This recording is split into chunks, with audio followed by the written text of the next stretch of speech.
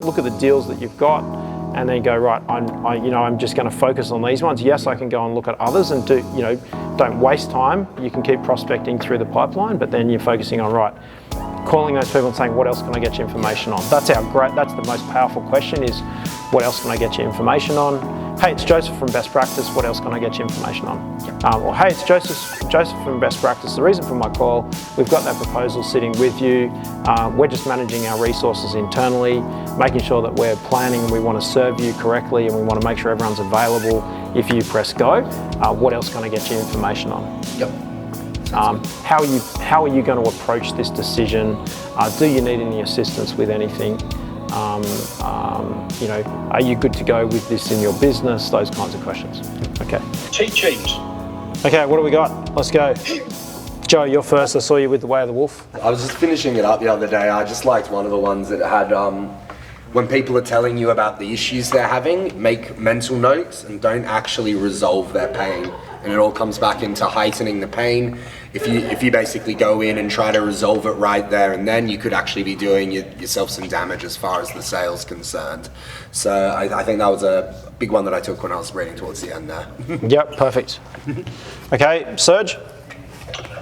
Sort of in keeping a little bit with why or how we lose a deal or how not to lose a deal. I've underlined this twice now.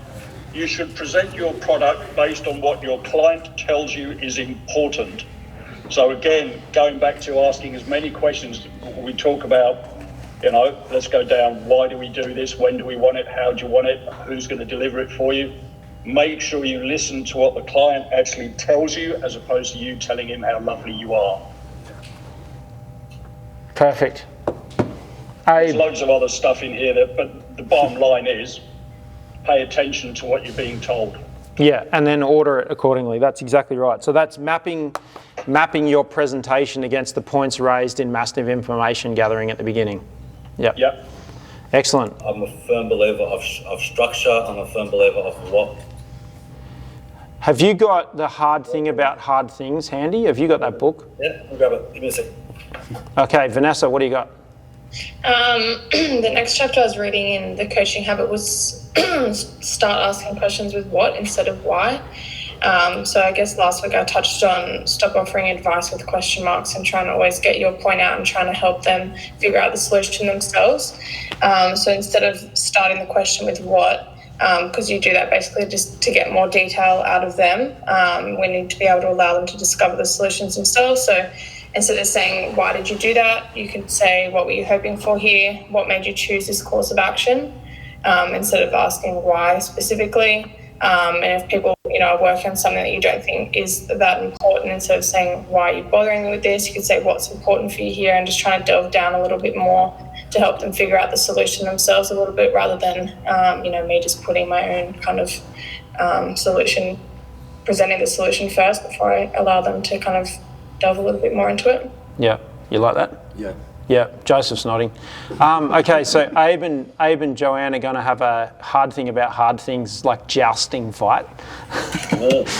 Joanne, what have you got for us? I'll just, the hard thing about hard things, so page 180 about creating a company culture. It's more of an acknowledgement piece that we are on the right track. So creating a company culture is not referring to the other important activities like company values and employee satisfaction. It's separate to that. It's about distinguishing us from our competitors. It's ensuring that critical operating values persist, such as delighting your customers or making beautiful products. And it helps you identify employees who fit with your mission.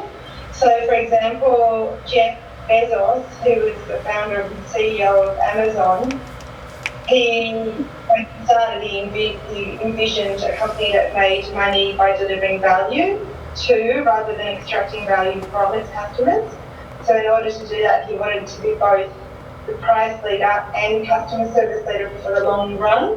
So what he did was they made all their desks they made out of really inexpensive doors and just nailed some legs on it so that if anybody, from a shock value, they came in and they didn't want to they, wasn't great ergonomically, but if they didn't want to do that, he was like, they're not going to finish the company because we want to save money wherever we can. And that's, so every, like the hundreds of people that just put these really expensive desks together. And Mark Zuckerberg, he was very bold in saying move fast and break things, which he's very famous for.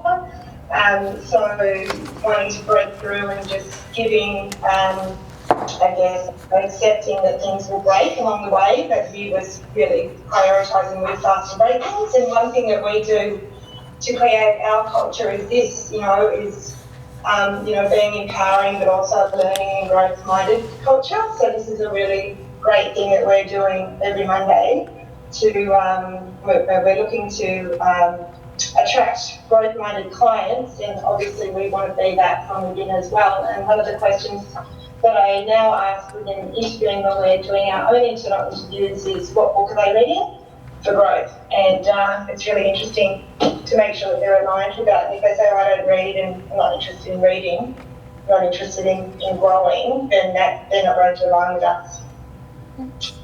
Yeah. Cool. Awesome. A section of the hard thing about hard things that is worth looking at is those questions at the back. So if you can just turn to that chapter and just pick a couple of questions out of that question list, like questions for the head of sales. What are the three questions that jump out to you? How quickly can she diagnose? Does she know your competition? Does she know what deals are in right now? Has she mapped your organisation? So that stands out to me. I just have, like you guys know this, I have eBay set up on my phone. I buy eBay Plus, which is $70 a year subscription, and it gives me free postage and insurance and a few other things like that. So I just have that open on my phone the whole time on the eBay app. And it's pretty rare that I can't find a book I'm looking for, but Angus and Robinson and the Vine and the Nile and a few other bookstores have shops on eBay. So it gives me 5 or 6 different places and the price, so I can generally find the cheap price. Plus it gives me access to the people that are selling the books secondhand. So not all the books I buy are brand new. A lot of them are secondhand, particularly now that people are flipping shit on eBay. So anyway, I'm not saying use eBay, but that's why I use it. Welcome back to the Kobi Simmet audio experience. In this episode, we're discussing some key attributes, skills and practices of effective leaders. In this episode, we're discussing leadership. We thought it'd be a great opportunity to get on and talk to you guys with some good audio quality in our new studio in a day when the office isn't too busy on a very strategic topic that we want to talk more about. So I hope this helps you. As always, if you have got comments or if you want to ask questions, you can direct message me on LinkedIn, and we will do our best to promote this on LinkedIn so you guys can find out about it. I think the first place to start today is to talk about the definition of leadership, and that it's a noun. The definition I've got here in front of me is it's the action of leading a group of people or an organisation, the state or position of being a leader. And some of the similar words, to leadership are guidance, direction, authority, control, management. One of the things I have noticed over my years, most recent years, probably the last 5 or 6 years here in business at Best Practice, is that this saying that goes, in the absence of a leader steps up. And I did notice that when I was growing up through my late teen years and my early 20s. I did lots in the Scouts. I was in the Scout Association, and we did Scouts and then Venturers and then Rovers, sort of 15 through to 26 years old. And I noticed that in certain situations that that statement of in the absence of a leader steps up. I know there's been times when in business when I've not been my best self, and stressed for whatever reason, and I have seen that either intentionally or unintentionally different leaders step up. Either someone steps in and helps you, or you don't control the situation and manage your team effectively, and so someone will step into that position. So the signal for you guys in terms of me talking about this is that if you want to step up as a leader, there are often opportunities to do that, and you can do that by starting to look at some of these characteristics and developing them and testing them in the workplace, and you can see how in the absence of a leader steps up. Now, the other saying that I've been using and living by is also that the leader sets the tone.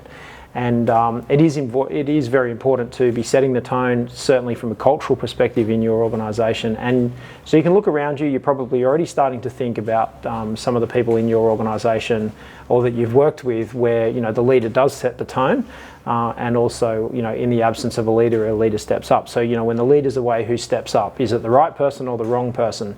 So we really need to think about that. So we did some Google searching to prepare for this, and to see who's writing and who's doing different stuff on the web, to see if it's consistent with our hypothesis and what we're thinking. So the first thing we've stumbled across is like the 5 essential leadership skills and practices, and those are self-development, team development, strategic thinking and strategic acting, and then ethical practice and civic mindedness. And I'd agree with that probably adding in the last one being innovation and having some innovation skills. So, self-development, probably one of the most important things. We obviously talk lots about it here at Best Practice, lots of book recommendations, lots of self-development. I've just been briefing one of our operations managers on some self-development in one of our technical teams, and I've just, given her a pile of books to give out to her team. That's going to be our book club, and the next things we're going to work on from self-development perspective. But that constant self-development, what does that mean? What does that look like? Think about your most effective learning style when you've, the situations you've been in when you've learnt the most, and try to put yourself in that position more often. Myself personally, I try to read 30 minutes to an hour every day. So there's a constant flow of books coming into the Best Practice office.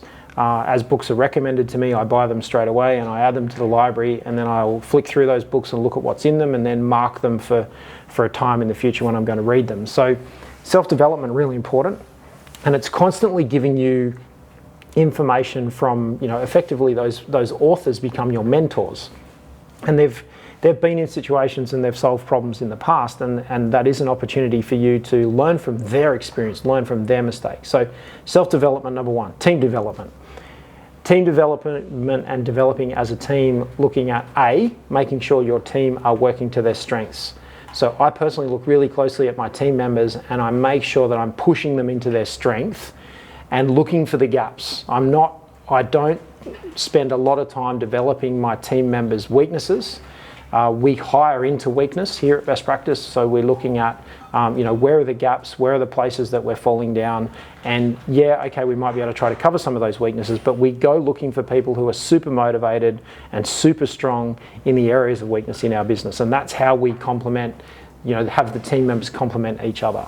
I know that that's not a very popular view, that there's lots of, we've got to work on developing our weaknesses.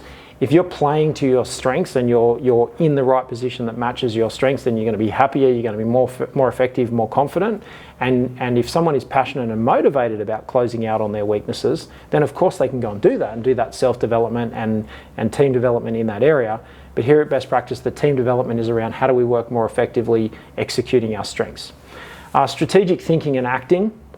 Really important. I've really struggled with this word strategy for a few years and what that looks like. I'm clearly very, I know I'm very good at it, but in terms of actually teaching you guys and talking more about strategy, how are we going to deliver things? And I think from a strategic perspective with our team members and being a better leader, I looked last week at our psychometric testing across our whole team, and I looked at some areas where there are hot spots, trends, through the team.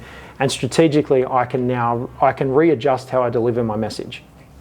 So where I might traditionally give a message like verbally or via video, now we're changing to add a slide deck. Our all hands meeting once a month, where we have our full company meeting once a month, doing more work with a slide deck and presentation and evidence-backed information, not just taking it on my word, but actually putting evidence behind some of the information we present. more graphs, more diagrams, more infographics, is helping people. And strategically, it's thinking about that strategy. Strategically, how do you deliver that information? When's the right time? What sort of chain of events need to happen? So, doing a deep dive on strategic thinking, and then obviously strategic acting, ethical practice and civic mindedness. I think it's, we talk a lot about empathy here at Best Practice, and the right thing to do is all the right thing to do. And, the right thing to do is always the right thing to do. So that's definitely something we focus on here, and I'd like you to start thinking about, the right thing to do, deploying empathy. What does empathy look like for you? And empathy is 360 degrees. It's both ways. It's from both parties in any interaction in the team. And the last one there in this particular list is innovation, and starting to think about, well, from an innovation perspective, what does that look like? What are the things that might happen in the future? What's the changing of expectations that's occurring in your team members or in your customers or out in the marketplace, and making sure that you're getting in front of that with some strategic projects. We've got a number of strategic projects happening here at Best Practice, a number of business innovations changing, things starting to happen here at Best Practice that are going to future-proof us. So what is happening in the future, what is changing, and what can you do to future-proof yourself and your team? So what we then looked on is what might be an additional 10 characteristics of a good strategic leader. And these are things that you guys can work on. You can take this list away. I'm going to go through this list with you right now. And so the 10 characteristics that we're starting to talk about is the first one being strong communication skills, both written communication skills, verbal communication skills, public speaking communication skills. And for me, that starts with great eye contact. I can make great eye contact with you guys, but when you're speaking with people that you're working with, eye contact and shoulders back and good posture with your good non-verbal communication skills are really important. And that's going to give people confidence. They're going to, they will follow somebody who makes them feel confident. Good listening skills is obviously number 2, listening skills and empathy, and starting to think about what you can do to help people, how you can make people more effective. So a couple of key questions that I use in using my good communication skills and good listening skills is asking people, what's on your mind? Letting them answer, letting them go. And if they slow down and they start running out of things to talk about, you say, and what else? And what else? And the final question is, what can I do for you to make you more effective? So they're open questions that get people talking. And the more you can get people talking and then respond so they feel heard. So then what I will do is, as someone's delivering some information, I'll play it back to them. Okay, so I understand that you're concerned about this, this, and this. People want to feel heard. And when they feel heard, they know that you genuinely care about their issue, and then you're starting to think about how you can help them solve their issue. So those are the, from a listening skills perspective and an empathy, really great, to hone those sorts of things. So think about little short open questions you can be asking to help people. Great book called The Coaching Habit. It's one of the books we recommend here at Best Practice that will really help you with that. Obviously, passion and commitment, positive energy, and being an optimistic person is going to help you to be a better leader and be acknowledged and earn respect. You can't demand respect, you need to earn it, and that often comes with passion and commitment and motivation and energy. The fourth point there is obviously positivity. It follows on from our last topic that we all like being around positive, optimistic people. I'm not sure about you, but I don't like being around negative people. So, leadership and enhancing yourself as a leader is as equally important to be positive, because people like being around positive people. They're drawn to positive people. You're like, oh, that person's pretty negative. I don't want to hang out with them anymore. So, like your friends, you can start to think about, do you want to hang around with someone negative and follow someone negative, or do you want to follow someone who's positive? Innovation. When you're really thinking about what's going to happen in the future, we talk about this, don't get comfortable being uncomfortable, not comfortable being comfortable, because when you get comfortable, that's generally when something's going to come at you and catch you off guard. So really starting to think about innovation and what you can do from an innovation perspective to be future-proofing yourself. Point number 6 in this second 10 is collaboration. And when you collaborate, deploying empathy, good listening skills, and assistance and help and collaborating with people, that's going to help you be a good strategic leader, because you can start to assemble, a team of people that you're collaborating with that are not necessarily people reporting to you. But as a leader, if you can take a collaborative approach to leadership, then you're going to earn a lot of respect with people, because they're going to feel heard and they feel like they're contributing. And most of the people that I talk to want to be doing meaningful work, and they want to feel like they're contributing, and they want to feel that people are grateful for the help they're giving. So that collaborative approach to leadership, really important. Honesty goes without saying. Pretty straightforward. It's about acknowledging your successes and failures, and being open and honest, and to a certain extent transparent, and then also a little bit vulnerable. It's not about turning on the waterworks, but it's about being a little bit vulnerable and being transparent. And when you make mistakes, acknowledging them and saying, wow, we just worked out another way that doesn't work. We want to move fast and break things really quickly, because we can break them and we can fail fast and we can move on. And that is that honesty, and not trying to hide mistakes. It's about, right, my intent is this is my goal. This is the business goal, this is the strategic goal of the organisation. We want to be basically, be really honest about the mistakes you're making, because we want to go really fast and we want to break things really quickly so that we can fix them and we can make the organisation resilient and robust and future-proof it. Diplomacy, I think, is important, and that is about, to be a good strategic leader, being tactful, learning good leadership skills, deploying empathy, good listening skills, really important. In the words of Henry Kissinger, diplomacy is the art of restraining power. So being a little bit humble and demonstrating humility in most situations, and being a humble leader is going to help you achieve that more diplomatic approach to leadership. Coming at number 9 is empathy. We're building on my previous points, but being empathetic.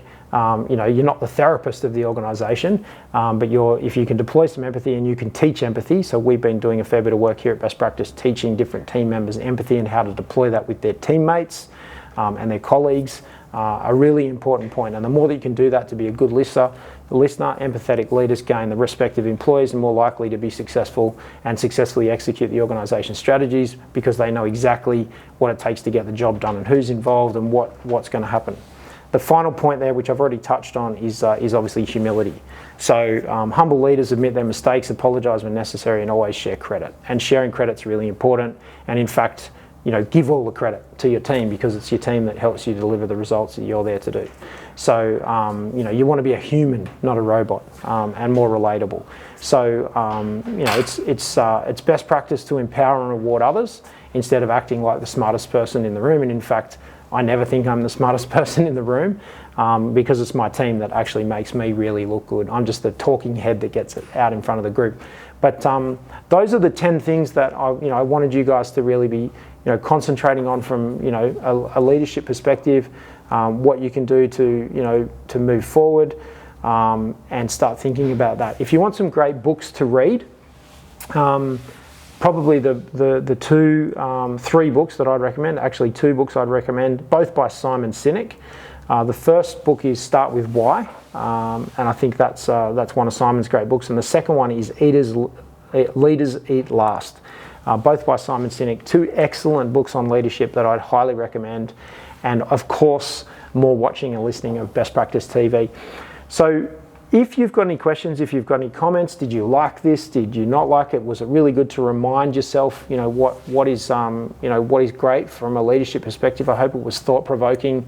Those key points about being a better leader for you, and key points to work on. 5 leadership skills. So remembering skills are self-development, team development, strategic thinking, ethical practice, and innovation in terms of skills.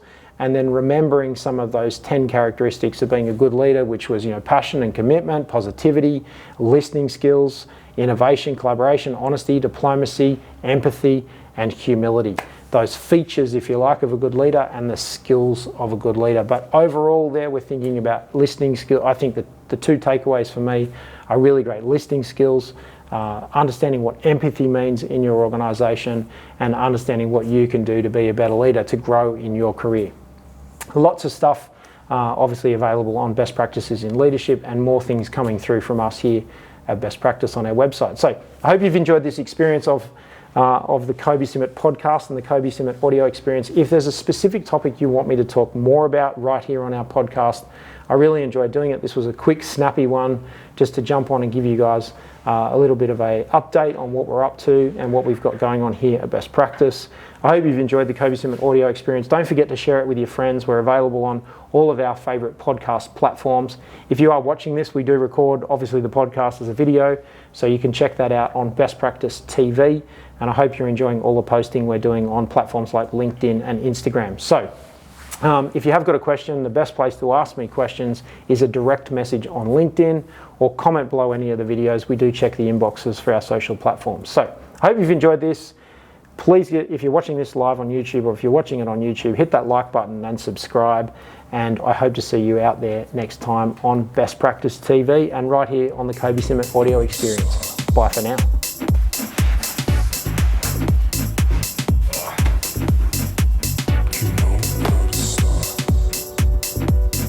This is an excellent book by Sahar, Hashemi, Startup Forever. Follow Sahar on Instagram. Check her out on LinkedIn. She's starting to do some speaking tours in the UK. Absolutely fantastic. It's an excellent book. Quick whip through the chapters. Let me just quickly find them for you. Don't depersonalize customers, become customers. Don't sit at your desk, get out, don't be too busy, do attack bureaucracy, don't let your knowledge and expertise blind you, do let go of what you know. Don't suffocate curiosity, do be a big kid. Don't buy into fairy tale romance of the big idea, do act on the small everyday ideas, don't let perfectionism slow you down, do force the discipline of bootstrapping, don't be scarce of failure, do encourage it, don't think of a no as a stop sign, think of it as a badge of honour, and don't put a work face on, be 100% yourself. Excellent book, get yourself a copy of this. Sahar, Hashemi, excellent. Sahar, thanks very much for writing this book. You're a very great friend of the family here at Best Practice, and I hope this goes even better for you than it already is. Well done.